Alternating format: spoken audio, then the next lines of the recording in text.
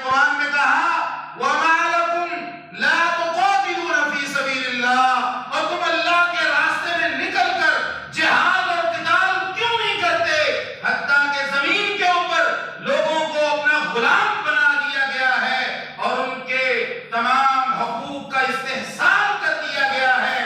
جہاد کا نام صرف اس لیے نہیں لیتے کہ اقوام متحدہ اور اس کے متعلقہ تمام ادارے اور ممالک کے فورم ہمیں ٹیررسٹ اسٹیٹ قرار نہ دے دیں، وہ ایک ایک بکری کا شکار کر رہے ہیں۔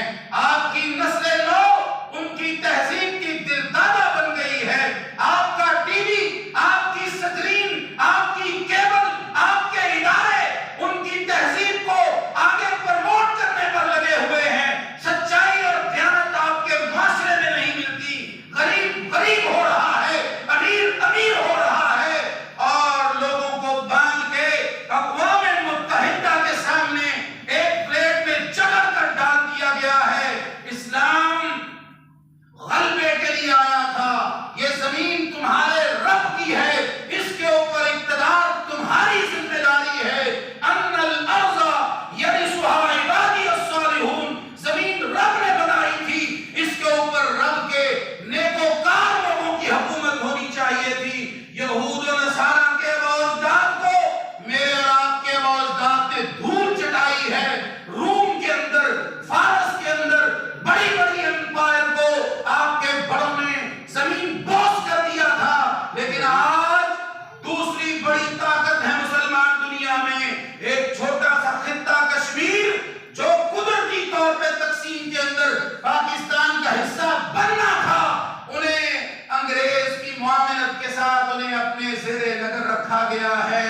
آپ کے پانی پر قبضہ کر لیا گیا ہے، اور آج بھی آپ 5 فروری کا ایک دن منا کر بینروں سے روڈ کالے کر کے لوگوں کو روڈوں پہ نکال کے آپ سمجھتے ہیں آپ نے قومی یکجہتی کشمیر کا حق ادا کر دیا ہے۔ آپ کو شرم سے ڈوب کر مر جانا چاہیے۔ آپ کی ذمہ داری تھی آپ اپنی افواج کو باہر لاتے۔ 58 ممالک کی افواج ہے، ایٹمی ٹیکنالوجی ہے، مال و دولت ہے، نسل نو ہے، نوجوانوں کی تعداد ہے، اسلام کی قوت ہے، جہاد کا میدان ہے، اور آپ کے ہاتھوں میں کشمیر کو آزاد کروانے کے سوا، فلسطین کو آزاد کروانے کے سوا کوئی راہ فرار نہیں ہونا چاہیے تھا، لیکن اس پہ کوئی غور نہیں کیا گیا۔ اس پہ نہیں غور کیا گیا۔ مذمتی بیان دینے سے کبھی قومیں آزاد ہوتی ہیں؟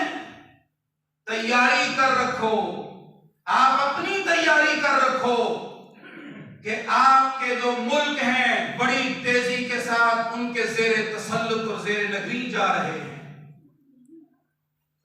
آپ کی معیشت ان کے کنٹرول میں ہے، سانس نہیں لے سکتے آپ ان کے بغیر، اور تمہارا انجام ہونا بھی ایسا ہی چاہیے تھا۔ تمہارے پاس اسلام کا اپنا معاشی نظام تھا، تم نے اس کو فالو نہیں کیا۔ تمہارے پاس اسلامی حکومت کو چلانے کے لیے داخلی امور قرآن و سنت میں موجود تھے، تم نے ان کو فالو نہیں کیا۔ تمہارے پاس ایک ریاست کے خارجی اصول اسلام میں موجود تھے، تم نے ان کو فالو نہیں کیا۔ آج وہ مغربی امپائر جو آپ کے اور میرے باوجداد کی ریسرچ کی بنیاد پر کھڑی ہے، جابر بن حیان کون تھا، البیرونی کون تھا، ابن الحسن کون تھا، یہ سارے مسلمان تھے، سائنٹسٹ تھے۔ یہ سائنسدانوں کی ریسرچ اور تھیوری قرطبہ اور اندلس کی لائبریریوں سے چرائی گئی، اس پہ امپائر کو کھڑا کیا گیا۔ آج ٹیکنالوجی کی بنیاد پہ آپ کے اور میرے سر کے اوپر چڑھ کے ننگا ناچ رہا ہے کفر۔ الکفر ملت واحدہ، کفر ایک ہو گیا ہے، مسلمان آپس میں دستوں گریباں ہیں۔ یاد رکھیے اس چیز کا خوف کے ساتھ تعلق اس طرح بنتا ہے کہ اگر عمر کو خوف ہو سکتا ہے کہ کتا پیاس کی وجہ سے مر جائے تو عمر کو پوچھ ہوگی، تو کیا 58 ممالک کی حکومتوں سے پوچھ نہیں ہوگی؟ وہ قبلہ اول جو آپ کا قبلہ اول تھا، جس کی طرف 16 ماہ کچھ دن آپ کے پیارے پیغمبر اور صحابہ چہرہ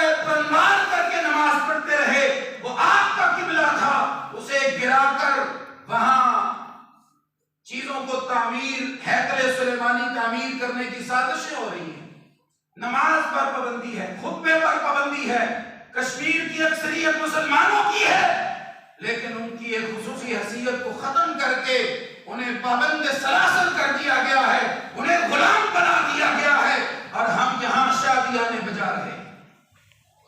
تو یہ وقت دور تو نہیں ہے، یہ وقت دور تو نہیں ہے، آپ کے ملک پر بھی چڑھ دوڑیں گے۔ آپ کو بھی اس نے دھمکی دی تھی مشرف کے دور میں، ہمارے ساتھ ہیں تو کھل کر بولیں، ساتھ نہیں ہے تو آپ کو پتھر کے زمانے میں پہنچا دیں گے۔ کیا آج کے حکمرانوں کی یہ ذمہ داری نہیں بنتی کہ وہ اسلام سے خارجی اصول لیں، اسلام سے داخلی امور لیں؟ اسلام کہتا ہے یہود و نصارہ سے دوستی نہ رکھو تو نہ رکھو، بھوکے مر جائیں گے تو ہم مریں گے۔ جہاں تک قرض کی بات ہے، قوم کو اعتماد میں لیا جائے، قرض کی ادائیگی 1 مہینے کی بات ہے، زکوٰۃ کا نظام نافذ نہیں، غریب کو کوئی پوچھنے والا نہیں، اور پرائیویٹ ادارے گماشتے بنے ہوئے ہیں کہ ادھر انفلیشن کا ریٹ آپ دیکھیں، مہنگائی کا ریٹ آپ دیکھیں کس قدر بڑی ہے، اور ادھر سے تنخواہوں میں اضافے کا ریٹ ریشو ہے، 0 ہے۔ جی لاک ڈاؤن میں مر گئے ہیں، پورے جہان کی فیسیں آپ نے بٹور لی ہیں ماں باپ سے، 1 روپیہ آپ نے کم نہیں کیا، اس کے باوجود ورکرز کے حقوق کو طلب کیا جا رہا ہے۔ کس کو جا کے شکایت سنائیں؟ ہمیں پی ایم پورٹل کی ضرورت نہیں ہے، آپ اپنی حکومتوں کو پابند کیجئے کہ مارکیٹ کے اندر چیزیں سستے داموں فروخت ہوں۔ روز کی ہنڈیاں بنانا مشکل ہو گئی ہے غریب آدمی کے لیے، اس کے باوجود ہم آپ سے کہتے ہیں ہم یہ ظلم سہ رہے ہیں، سہتے رہیں گے، کیونکہ ہم ایک دن بھی ملکی استحکام کے لیے باہر نکلنے کو تیار ہی نہیں، تو ہم سہتے رہیں گے۔ اور کم از کم دین اسلام کو فالو تو کر لیجئے، کم از کم کشمیر کے اوپر تو اکٹھے ہو جائیے، فلسطین کو تو آزاد کروا لیجئے۔ بوسنیا، چچنیا، نیپال اور اس طرح کے ممالک کے اندر مسلمانوں کی نسل کشی کی جا رہی ہے، لیکن کوئی فرسان حال نہیں۔ قیامت کے دن ان 58 ممالک کے حکمرانوں کو اللہ کے ڈیرے میں کھڑا کریں گے اور کہیں گے تمہیں خوف کیوں نہیں تھا، آؤ میرے پاس ذرا، تمہارے ہوتے ہوئے مسلمانوں کے خون سے ہاتھ رنگے گئے، تمہارے کان تک جوں تک نہیں گئی۔ لہذا آج کے دن کا یہی پیغام ہے کہ ہم ساری قوم ایک پیج پہ ہیں، باوجود کہ ہمارے جسم زخم خوردہ ہیں، زخم رس رہے ہیں، ہمارے جسم آسانی میں نہیں ہیں، ہر شخص تکلیف میں مبتلا ہے، کاروباری بندہ بھی رو رہا ہے، دوسرے لوگ بھی رو رہے ہیں، اس کے باوجود ہم کہتے ہیں ہم حکومت وقت کی پشت پر کھڑے ہیں۔ آپ اعلان کیجئے، افواج کو باہر نکالیے، کیا ہو جائے گا؟ ہمیں صفحہ ہستی سے مٹا دیا جائے گا؟ انہیں آپ کے آباء و اجداد کی تاریخ یاد ہے، تمہیں اپنے آباء و اجداد کی تاریخ کا نہیں علم، تمہیں نہیں پتا تمہارے بڑے کس طرح دنیا میں رہے۔ اللہ مجھے اور آپ سب کو ایمانی غیرت نصیب فرمائے، خوف اور امید طاری رکھنے والا بنا دے۔ گھر میں اپنے بچوں کو وقت دیجئے، اپنے اہل و عیال کو وقت دیجئے، انہیں دین سکھائیے تاکہ میرا اور آپ کا انجام بہتر ہو۔ اللہ مجھے اور آپ سب کو عمل کی توفیق دے۔ سبحان